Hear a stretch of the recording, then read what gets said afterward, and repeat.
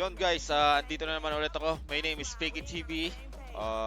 Please do follow my Facebook page, Fake It TV, and subscribe to my YouTube channel. Ngayon, ipapakita ko sa inyo kung paano magkaroon ng sound effects na hindi nyo na kailangan bumili ng Elgato o ng anumang mamahaling gadgets or item na ikakabit nyo sa PC nyo. Keyboard lang kailangan nyo. Keyboard lang. So, para mabilisan, punta ulit tayo sa Google Chrome. Google Chrome, search nyo lang yung Death Counter. Death Counter and Soundboard. So, ayun. Death Counter.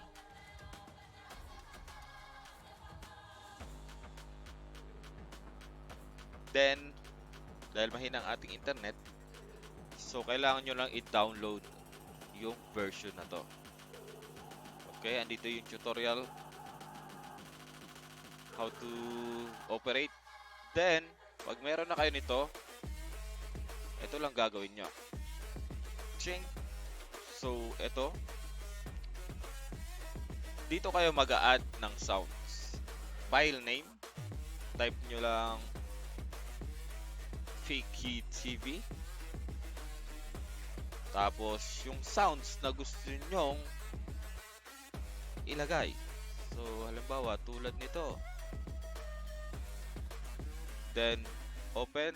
Tapos dito, click nyo lang para sa keybinds. Then, pipindutin nyo lang yung keybind na gusto nyo. So, pinindot ko yung space, sabay close. Then, ito na. Omae wa mou shindeiru. Nani?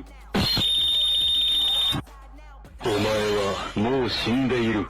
Nani? Then, pipindutin ko rin yung pipindutin ko yung left arrow ng keyboard. Okay.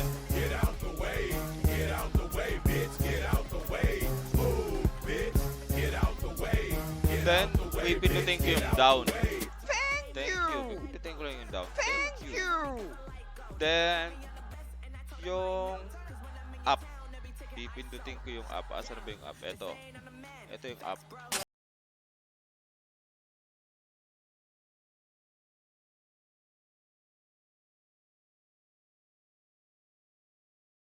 Nakadepende kung saan nyo ilalagay yung keys.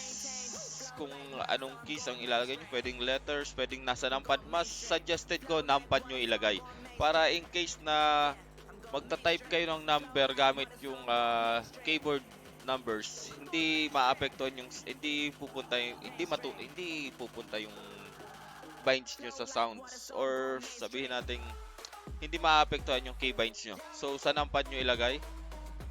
Yun lang. So, good luck and happy streaming, guys. Maraming salamat.